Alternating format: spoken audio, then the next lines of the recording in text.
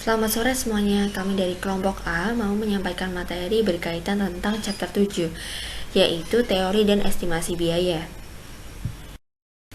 Kami dari kelompok A yang beranggotakan saya sendiri, yaitu Anissa Kori, lalu ada teman saya Tiovani, dan ada Raihan.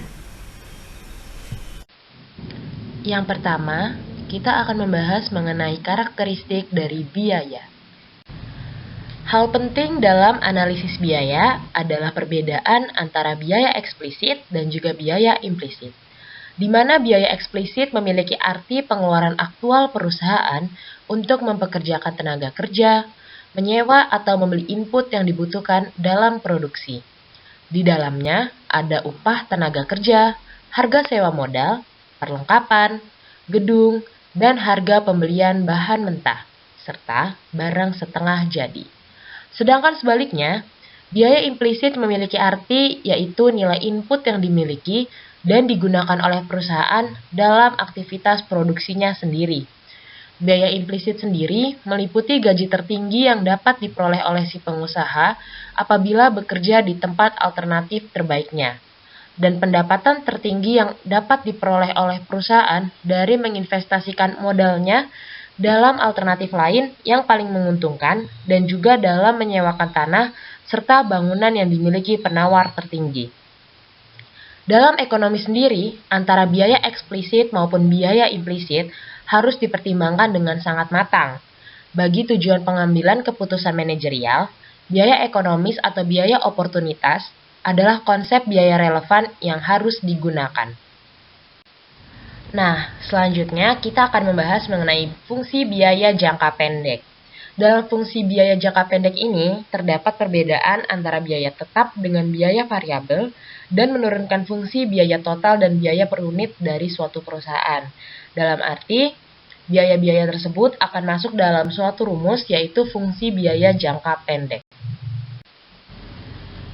Dalam hal ini, kita mendefinisikan jangka pendek sebagai suatu periode di mana beberapa input perusahaan adalah tetap, yang artinya tidak dapat diubah dengan mudah kecuali mungkin dengan beban yang besar. Kewajiban total perusahaan per periode waktu untuk seluruh input tetap disebut dengan biaya tetap total atau biasa disingkat dengan TFC. Biaya variabel total atau TVC adalah kewajiban total perusahaan per periode untuk seluruh input variabel yang digunakan. Input variabel dalam input yang dapat dengan mudah diubah oleh perusahaan dalam waktu yang singkat. Untuk itu dapat dirumuskan dengan rumus TC sama dengan TFC ditambah TVC. Nah, selanjutnya kita akan masuk dalam kurva biaya jangka panjang. Nah, dalam kurva biaya jangka panjang ini terdapat hubungan antara kurva biaya rata-rata jangka panjang dengan kurva biaya rata-rata jangka pendek dalam suatu perusahaan. Dalam kurva biaya total jangka panjang memiliki arti yaitu diturunkan dari pola ekspansi perusahaan dan menunjukkan biaya total jangka panjang minimal dalam memproduksi berbagai tingkat output. Kurva biaya rata-rata dan marginal jangka panjang perusahaan diturunkan dari biaya total jangka panjang. Ukuran pabrik dan skala ekonomis. Kurva LAC telah digambar dalam bentuk U. Hal ini didasarkan pada asumsi bahwa skala ekonomis muncul pada tingkat output yang lebih besar. Kurva pembelajaran. Begitu perusahaan memperoleh pengalaman dalam produksi suatu komoditas atau jasa, biaya produksi rata-ratanya biasanya menurun, artinya untuk suatu tingkat output per periode waktu.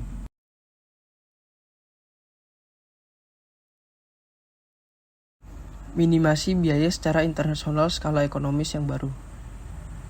Pentingnya perdagangan internasional dalam input sebagai suatu jalan bagi perusahaan untuk meminimumkan biaya secara internasional, dan juga kemampuan beberapa perusahaan Amerika untuk memenuhi kebutuhan mereka akan tenaga kerja terdidik dari luar negeri. Selanjutnya ada perdagangan internasional dalam input. Selama dekade yang lalu, perdagangan internasional untuk komponen dan suku cadang telah meningkat secara tajam. Sekarang, lebih banyak lagi produk yang dibuat oleh perusahaan internasional, suku cadang, dan komponennya dibuat di beberapa negara. Skala ekonomis internasional baru. Perusahaan harus secara konstan melakukan eksplorasi sumber-sumber input yang murah dan produksi di luar negeri untuk tetap kompetitif dalam dunia yang semakin sempit. Tentu saja proses ini dapat dipertimbangkan sebagai suatu skala ekonomis internasional baru. Selanjutnya ada imigrasi tenaga kerja terdidik. Sebuah survei hampir terdapat 300 perusahaan oleh National Science Foundation pada tahun 1985 menemukan bahwa 28% dari mereka mempunyai kekurangan personel untuk ilmu pasti teknik. Kekurangan ini menjadi lebih buruk sekarang, dan memang NFS memperkirakan kekurangan sebanyak 675.000 orang ilmuwan dan teknisi di Amerika pada tahun 2006.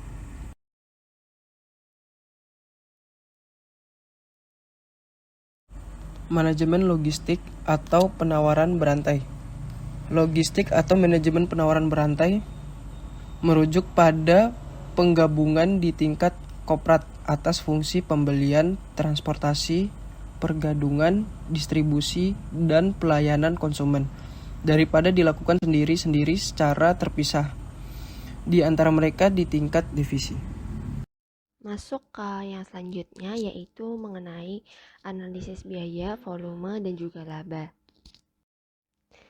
Biaya, volume, laba itu juga sering disebut dengan analisis titik impas, di mana punya pengertian bahwa analisis biaya, volume, laba itu adalah hubungan-hubungan antara penerimaan total, biaya total, dan juga laba total perusahaan pada berbagai tingkat output yang sering digunakan. Lalu kegunaannya itu sendiri adalah untuk menentukan volume penjualan yang diperlukan perusahaan untuk mencapai titik impas, laba total, dan juga kerugian pada tingkat penjualannya dengan menggunakan kurva penerimaan atau TR dan biaya total yaitu TC atau total cost sebagai grafik analisisnya.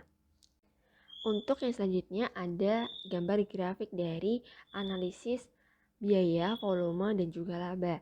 Nah, pada grafik ini itu terbagi menjadi sumbu vertikal dan sumbu yang horizontal. Untuk sumbu vertikal itu menggambarkan penerimaan total dan biaya total. Sedangkan untuk sumbu horizontal itu menggambarkan output atau penjualan per periode waktu. Berdasarkan gambar tersebut, juga dapat dilihat bahwa perusahaan itu dapat balik modal dengan syarat total revenue sama dengan total cost, TR sama dengan TC sama dengan $400 seperti yang ada di titik D, dengan syarat pada output sebesar 40 unit per periode waktu. Selanjutnya ada tuasan operasi. Untuk tuasan operasi itu sendiri memiliki pengertian yaitu hubungan antara rasio biaya tetap total dengan biaya variabel total pada perusahaan. Tuasan operasi ini sendiri memiliki hubungan tentang seberapa tingginya tuasan operasi pada beberapa variabel. Yang pertama, jika tuasan perusahaan itu semakin tinggi, di mana mengganti biaya variabel dengan biaya tetap, atau ketika kondisi perusahaan itu menjadi lebih otomatis, maka tingkat output balik perusahaan itu akan naik. Sedangkan tuasan perusahaan itu juga berhubungan dengan laba, di mana laba perusahaan itu akan semakin sensitif jika tuasan perusahaan atau rasio antara biaya tetap atau total semakin tinggi juga, di mana sensitivitas laba ini nanti akan berpengaruh pada perusahaan dalam output atau penjualannya. Selanjutnya ada estimasi empiris fungsi biaya. Empiris fungsi biaya ini sendiri memiliki fungsi yaitu untuk mencapai segala tujuan keputusan manajerial sehingga dibutuhkan pengetahuan fungsi biaya jangka pendek dan juga jangka panjang. Nah, apa bedanya jangka pendek dan juga jangka panjang? Jadi pengetahuan fungsi biaya jangka pendek itu ditujukan untuk menentukan tingkat output yang optimum pada harga yang dibebankan. Sedangkan untuk pengetahuan fungsi biaya jangka panjang itu ditujukan untuk perencanaan skala optimum pabrik yang dibangun perusahaan dalam waktu yang panjang. Untuk selanjutnya ada estimasi fungsi biaya jangka pendek. Jadi analisis regresi itu menjadi metode yang paling populer untuk mengestimasi fungsi biaya perusahaan jangka pendek ini, di mana penggunanya itu adalah dengan meregresikan biaya variabel total terhadap output dan beberapa variabel lainnya seperti harga input dan kondisi operasi selama periode waktu tertentu di mana ukuran pabrik yang tetap. Nah, fungsi biaya variabel total itu yang menjadi fungsi yang diestimasi, jadi bukan fungsi biaya totalnya. Mengapa? Karena jika dilakukan yang diestimasi itu adalah biaya totalnya, akan memunculkan kesulitan dalam mengalokasikan biaya tetapnya ke dalam berbagai produk yang diproduksi perusahaan tersebut. Untuk selanjutnya ada bentuk fungsional fungsi biaya jangka pendek, di mana di sini ada dua gambar untuk bagian kanan dan juga bagian kiri. Yang akan dibahas pertama yaitu yang bagian kiri. Jadi di gambar tersebut itu menunjukkan bentuk U, kurva AVC atau average variable cost, dan MC atau marginal cost itu saling terkait, di mana berhubungan dengan teori ekonomi yang menyebutkan bahwa adanya memostulatkan bentuk S atau kubik pada kurva TVC atau total variable cost. Nah, dari gambar itu akan memunculkan persamaan umum yang ada di bagian kiri itu tadi, di bawahnya. Yang pertama ada TVC itu sama dengan A dikalikan dengan Q atau output, ditambahkan dengan B dikalikan dengan Q dipangkatkan 2, ditambahkan dengan C dikalikan dengan Q pangkat 3. Lalu yang kedua ada AVC atau average variable cost, itu sama dengan TVC dibagikan dengan Q sama dengan A ditambahkan dengan B dikalikan dengan Q ditambahkan dengan C dikalikan dengan Q pangkat 2. Untuk yang ketiga yaitu ada MC atau marginal cost, sama dengan perubahan TVC dibagikan dengan perubahan Q, sama dengan A ditambahkan dengan 2BQ ditambahkan dengan 3CQ pangkat 2.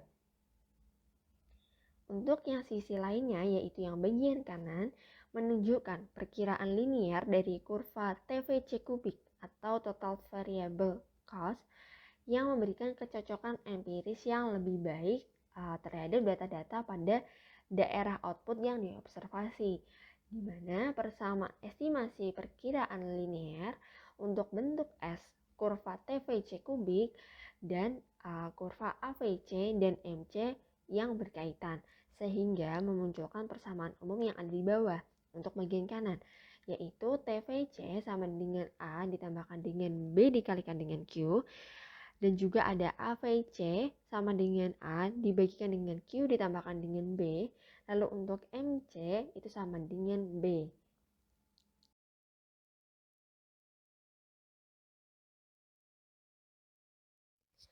Yang selanjutnya ada estimasi fungsi biaya jangka panjang menggunakan cross-sectional regression analysis. Jadi, untuk analisis regresi itu sendiri bisa menggunakan dua cara, yaitu data deret waktu dan data lintas bagian atau cross-sectional data. Memang jadi data lintas bagian atau cross-sectional data itu punya pengertian bahwa data tentang biaya dan kuantitas untuk sejumlah perusahaan pada suatu titik yang diberikan. Memang secara realita data deret waktu itu memang lebih sering digunakan, tetapi cross-sectional data yang disarankan. Mengapa? Karena di data deret waktu itu punya kelemahan, di mana adanya perubahan tipe produk yang diproduksi perusahaan dan teknologi yang digunakan untuk membuat estimasi yang tepat atas kurva biaya perusahaan jangka panjang. Sedangkan pada cross-sectional data itu tidak seperti itu. Walaupun cross-sectional data lebih disarankan, tapi cross-sectional data itu juga punya kelemahan, di mana harga input itu harus dimasukkan bersama dengan tingkat outputnya sebagai variabel penjelas dalam regresinya. Hal tersebut dikarenakan perusahaan itu punya kondisi dan letak geografis yang berbeda-beda juga, sehingga harus melakukan pembayaran atas harga yang berbeda pula untuk berbagai input yang digunakan.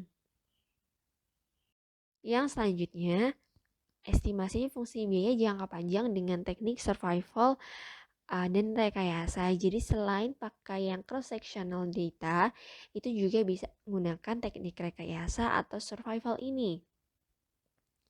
Dan teknik ini itu cocok digunakan jika data yang dimiliki itu tidak tersedia untuk dilakukan estimasi kurva biaya jangka panjang sebagai indikator bebas dari estimasi tersebut.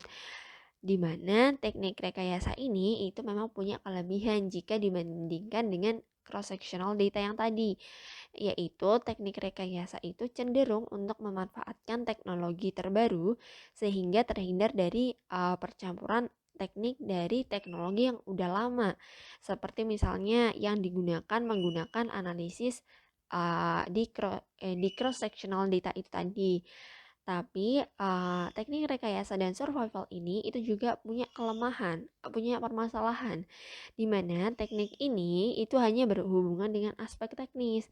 Jadi biaya administrasi, keuangan, dan pemasaran itu tidak dipertimbangkan.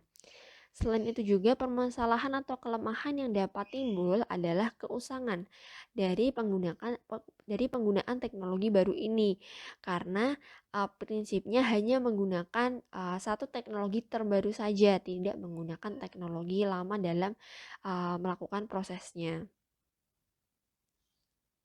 Sekian penjelasan dari kami, kurang lebihnya mohon dimaafkan. Apabila terdapat pertanyaan, sanggahan, tanggapan, ataupun perbaikan, bisa didiskusikan di kolom chat WhatsApp. Terima kasih.